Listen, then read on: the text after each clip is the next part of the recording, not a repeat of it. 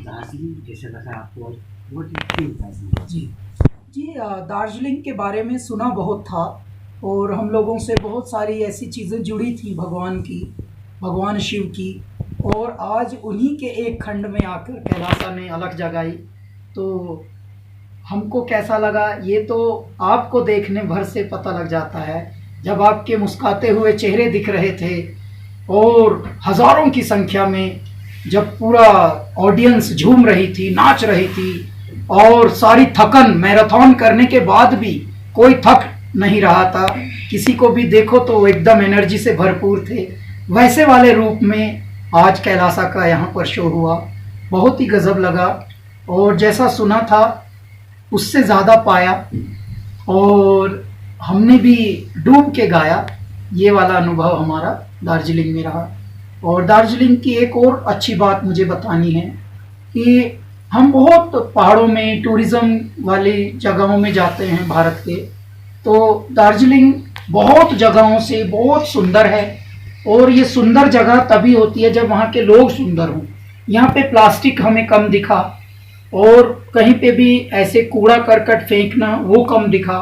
तो इसके लिए मैं दार्जिलिंग के वासियों को बधाई देता हूँ कि आपका दार्जिलिंग स्वच्छता में भी एक हृदय तक पहुँचा। क्यों? क्योंकि प्रधानमंत्री जी के हम स्वच्छता के भी एक एम्बेसडर हैं, स्वच्छता मिशन के भी। तो हम ऑब्जर्व करते हैं जहाँ भी जाते हैं।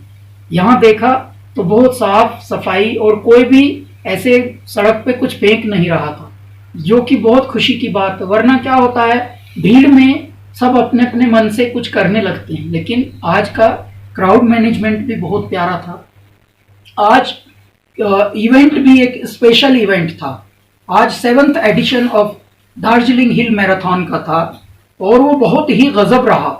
वो मैराथन रनर्स के बाद जब रनर्स ने अपने टारगेट पूरे कर लिए और उसके बाद म्यूजिक, तो सामान्यतः लोग थक जाते हैं लेकिन कोई थका नहीं था, बल्कि सब एनर्जी से इतने भरपूर थे कि सब नाचे। बाद में हमने तो जितने रनर्स थे उनको भी खूब झूमते हुए देखा, तो खुशी मिली और बहुत ही गजब एक्सपीरियंस रहा।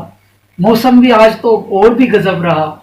ऐसे तो कहने को ठंड थी, कल भी थोड़ा थोड़ा बादल और सूरज आइस पाइस खेल रहे थे, लेकिन आज तो सूर्य देव ऐसे जगे कि चलो हमारा बालक आ रहा है यहाँ स्टेज पर, चलो ऐसे उन्होंने तैनात कर दिया अपनी पूरी टीम। और ऐसे लाइट पड़ रही थी ना, आहा, यानी पहाड़ों की सर्दी और पहाड़ों की धूप, इन दोनों में होता है शिव रूप।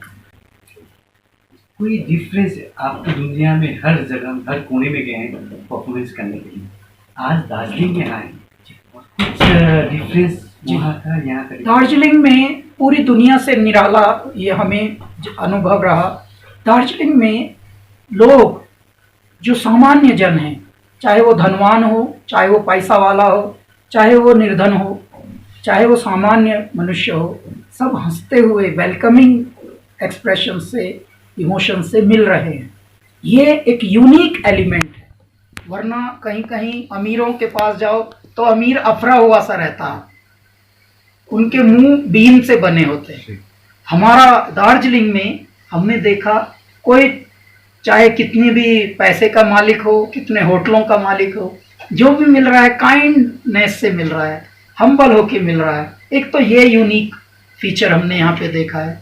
दूसरे, यहाँ के लोग अपने हेल्थ पे शायद बहुत ध्यान देते हैं। किसी की भी मैंने तोंद नहीं देखी सुबह से जब भी मैं ऑब्जर्व कर रहा था, क्योंकि हम एक ऐसी जगह के हैं जहाँ तोंद प्रचुर मात्रा में पाई जाती है। मैं दिल्ली का हूँ और रहते हैं मुंबई में, तो उन इलाकों में थोड़ी थोड़ी तोंद पाई जाती हैं, लेकिन यहाँ पर ढूंढने से नहीं मिली। और जितने भी हम लोगों ने जब बाद में अवार्ड्स भी दिए हैं, थोड़े ऑनर मिला हमें थोड़े धावकों को, तो उनको भी देखा तो वो तो और भी पतले थे तो बहुत प्यारा लगा। आप सब अपनी स्वास्थ्य पर ध्यान देते हैं, ये हमें खुशी की बात लगी। यही रखिए, क्योंकि भारत स्वस्थ भारत था पहले, भारत स्वस्थ देश था, भारत में कोई बीमार नहीं होता था। अब अचानक क्योंकि इतनी तरक्की करने की घुड़दौड़ में लगे हैं सब, तो बीमार भी हो रहे हैं। लेकिन दार्जिलिंग आप जैसे हैं बहुत अच्छा है, अपने स्वास्थ्य पे दार्जिलिंग आने का ये प्लान बनाए। जी जी। देखिए प्लान मैं नहीं बनाता हूँ, मैं कहाँ जाऊंगा, मैं कहाँ जाता हूँ, मैं कहाँ गया, ये मैंने प्लान कभी बनाए नहीं। I am a man with no plan. Why? Because जब जब मैंने प्लान बनाया तो असली प्लानिंग कमीशन जो परमात्मा की है, मेरे भोलेनाथ की, वहां से हंसी उठती, ठहाके लगते हैं कि ओ हमारा बालक तगड़ा बन गया भाई, अभी प्लान बना रहा। क्यों? क्योंकि मैं सांस लेने का भी प्लानर नहीं हूँ, सांस लेने का भी मुझे अधिकार दिया नहीं है, वो भी कोई और ले रहा है, बस मैं देख रहा हूँ। तो मैं कौन हूँ प्लान बनाने वाला? हाँ, मेरे हृदय में ये एक बहुत अनुभूति रहेगी कि यार फिर से कभी परमात्मा ऐसी अलग जगवाएं कि दार्जिलिंग फिर से आना हो, तो ये हो जाए। एक अंतिम क्वेश्चन, इंडस्ट्री में, बॉलीवुड इंडस्ट्री में आपको बोला जाता है कि आप डायरेक्ट टच गॉड से, शिव से, इसके बारे में क्या कहना है?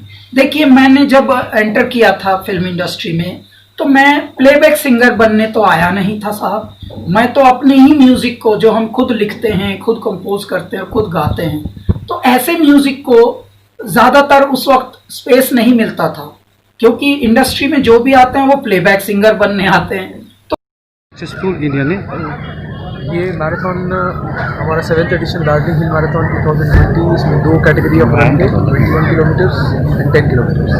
21 kilometre half marathon, 10 kilometre run दोनों ही इंटरनेशनली सर्टिफाई किए गए थे by the body of international body of IAAF AIIMS. और इनमें हमने कैटेगराइज किया था बिलो 45, अबव 45 एंड पुलिस। तो और तीनों कैटेगरीज में sub categories of male and female, तो total 6 categories for each run and 12 categories for the entire event today, total 36 winners. अच्छा, इस बार कहाँ से पार्टिसिपेट कर रहे हैं? पार्टिसिपेंट्स इंडिया के कोने कोने से आए हैं, देखा जाए तो कैलकाटा, बॉम्बे, पुणे, चेन्नई, बैंगलोर, सिक्किम, नेपाल, पूर्व मेदिनीपुर से लेकर के बंगाल के तो कोने कोने से, कलिंगन से, हर जगह से आए। और सबसे अच्छी बात है कि हमारे बहुत सारे लोकल पार्टिसिपेंट्स, सुकिया पोखरी, जोर बंगलो, फूल बाजार, यहाँ से जीते भी।